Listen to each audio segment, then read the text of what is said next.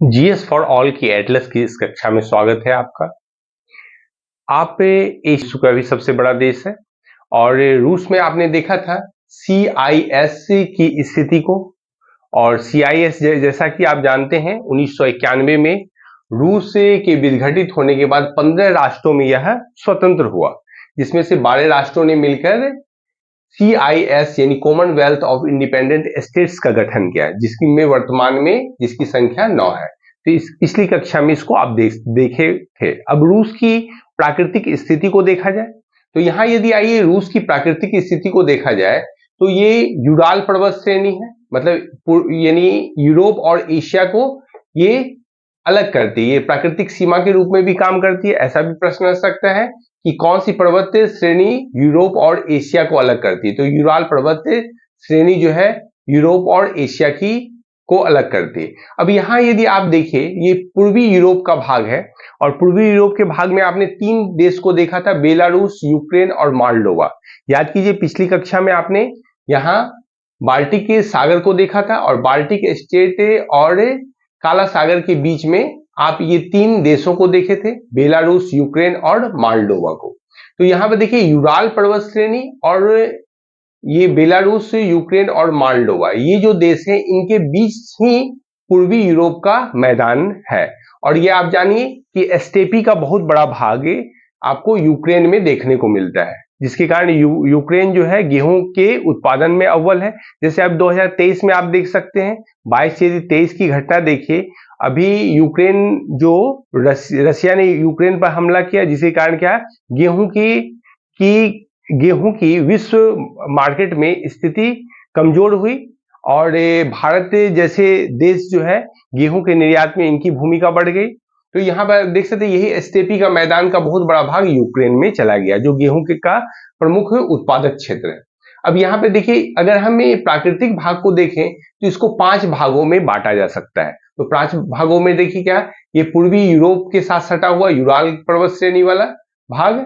दूसरा देखिए ये पूर्वी यूरोप का मैदान, पहला भाग। दूसरा भाग साइबेरिया का मैदान या यूरेशिया का मैदान, ये ध्यान रखिए ये भाग है। और ये मतलब यूराल पर्वत श्रेणी और येनिशी नदी के बीच का जो क्षेत्र है वही साइबेरिया का मैदान या यूरेशिया का मैदान है। अब तीसरे भाग को यदि देखा जाए तो येनिशी नदी और लीना नदी के मध्य का क्षेत्र है, तो साइबेरिया का पठार है, जो कि आप जानते हैं कि यह पठारी क्षेत्र है और रूस का जो समृद्ध खनिज संसाधनों के मामले में प्रमुख क्षेत्र है। तो साइबेरिया का पठार, साइबेरियन उच्च भूमि या रूस की इसको उच्च भूमि भी कहा जाता है। और यदि चौथे भाग को देखा जाए तो यह है रूस का पूर्वी भाग है। और पूर्वी भाग में यदि आप देखिए यहाँ तो यहाँ पर्वतों की श्रृंखला है, यानी ये पर्वतीय पूरे क्षेत्र है। तो यहाँ प्रमुख में देखिए बारखांस पर्वत श्रेणी और स्टोन बॉय पर्वत श्रेणी। इसी के कारण रूस की प्राकृतिक अवस्था भी इसी पर्वत श्रेणी के कारण एक अपनी विशिष्टता लिए हुए, मतलब यहाँ पर काफी ठंडे आपको प्रतीत होगा। ये पृथ्वी का सबसे ठंडा स्थल है बरखोयांश, ध्यान में रखना है। और 5वां जो है ये रूस का अगर देखा जाए तो पश्चिमी और दक्षिणी भाग है, जो कि अराल सागर से जुड़ा हुआ है। और यहीं पर हम देखेंगे कुछ नदी है और वहां काराकुम और कैजलकुम जैसे शीतोष्ण मरुस्थल भी यहाँ पाए जाते हैं। तो इस तरह हम 5 भागों में रूस को बांट के इसका अध्ययन करते हैं। तो पहला आप ध्यान में रखिए कौन, यूराल पर्वत श्रेणी के किससे सटा हुआ पूर्वी यूरोप का भाग है, जो कि क्या मैदानी भाग है और काफी उपजाऊ क्षेत्र है। दूसरा देखा है साइबेरिया का मैदान है, यानी यूरेशिया का मैदान वाला भाग। तीसरा देखिए रूस की उच्च भूमि। चौथा जो है पर्वतीय क्षेत्र। और 5वां जो है अरल सागर से सटा हुआ जो है रूस का दक्षिणी पश्चिमी भाग, यानी निम्न भूमि का क्षेत्र, जहां पर कुछ शीतोष्ण मरुस्थल पाए जाते हैं। तो इस प्रकार हम इस तरह बांट के रूस के प्राकृतिक भाग का अध्ययन करते हैं। आइए हम देखें इसी को लैंग्वेज में कैसे लिखा जाए। इससे पहले हम इसके क्षेत्रों को देखेंगे। आप देखिए जैसे देखिए यहाँ पूर्वी यूरोप का मैदान है। तो पूर्वी यूरोप के यदि आप एटलस पर इसका अवलोकन करें तो यहाँ पर देखिए बताया है बेलारूस, यूक्रेन और मोल्डोवा की स्थिति। तो यहाँ पर देखिए प्राकृतिक भाग में यदि देखा जाए तो यहाँ पर आपको देखने को मिलेगा, यहाँ देखिए मिन्स्क का क्षेत्र है, कीव का क्षेत्र है और चेसिनाव का है। आप इससे पहले भी पिछली कक्षा में देखे हैं कि मिन्स्क जो है बेलारूस की राजधानी है, यूक्रेन और मोल्डोवा, यहाँ देखिए चिसिनाव मोल्डोवा की राजधानी, और यूक्रेन जो है कीव कीव जो है यूक्रेन की राजधानी है। तो यहाँ पे इस क्षेत्र को आप यहाँ पे इसको देखिए, एटलस में देखने का प्रयास कीजिए। और यहाँ देखिए मध्य रूसी मैदान, यहाँ यूरोप का मैदान दिखाई दे रहा है, मध्य रूसी मैदान है। अब इस पे इसको देखें, मतलब यूरोप पे एशिया वाली स्थिति को, तो वहां आप देख सकते हैं, यहाँ देखिए यूराल पर्वत है, यूराल पर्वत इस क्षेत्र में दिखाई दे रहा है। यहाँ पर आपको बर्ख्यांस की श्रेणी दिखाई दे रही है और यहाँ पर स्टोन बॉय पर्वत श्रेणी। और यहीं पर अगर आप देख सकते हैं यहाँ इस पश्चिमी क्षेत्र को, जहां पर अराल सागर है, तो यहाँ पर आप इस क्षेत्र में देखिए आमू दरिया, और आमू दरिया का जो क्षेत्र है वो देखा जा सकता है। और यहाँ पर किसिल कुम और काराकुम को भी आप देख सकते हैं। और ये देखिए कैस्पियन सागर की स्थिति है, ये साइबेरिया, पश्चिमी साइबेरिया का मैदान। यहाँ पर आप देखिए मध्य साइबेरिया का पठारी क्षेत्र है, ये दिखाई दे रहा है। और फिर ये पर्वतीय क्षेत्र इस क्षेत्र में, मतलब इस प्रकार आप इसका अवलोकन कीजिए। को देखा जाए CIS का जो भौतिक प्रदेश था वही वर्तमान रूस का भी भौतिक प्रदेश है, ठीक है। तो पूर्व सोवियत संघ का ही भौतिक स्वरूप है और इसको 5 भागों में बांटे थे, उसी को लैंग्वेज में लिखा गया है।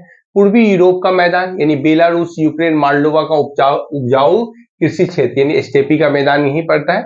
और आप जानते हैं गेहूं उत्पादन के लिए क्षेत्र प्रसिद्ध है। दूसरा देखिए यूरेशिया का मैदान संरचनात्मक मैदान है।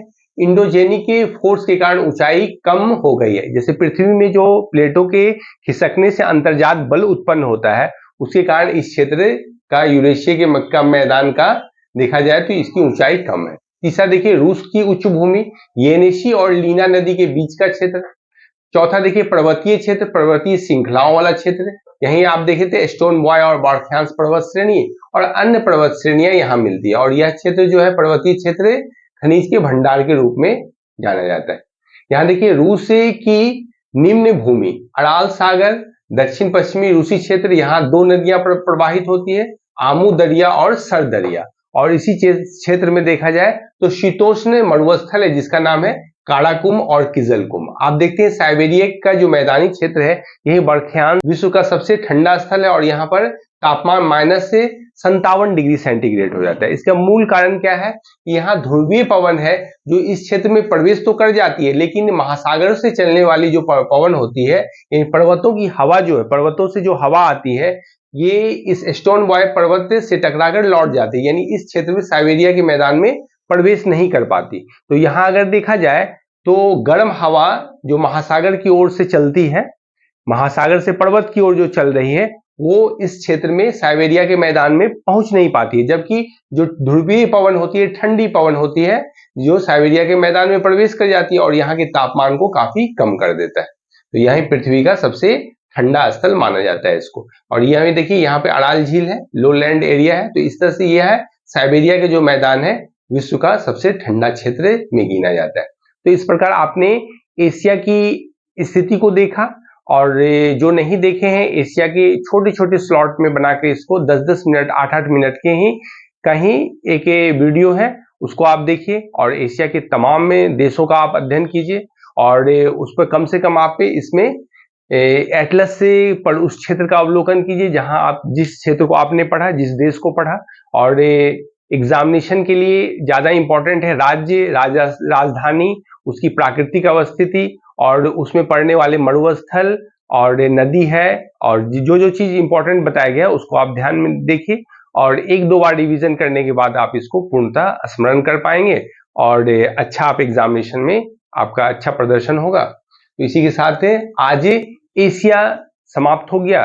कल की कक्षा में अमेरिका में उत्तर अमेरिका से अवगत कराया जाएगा। तो इसके लिए इतना ही, धन्यवाद। फिर हम कल मिलते हैं, तब तक चैनल को आप ज्यादा लोगों तक पहुंचाइए। धन्यवाद।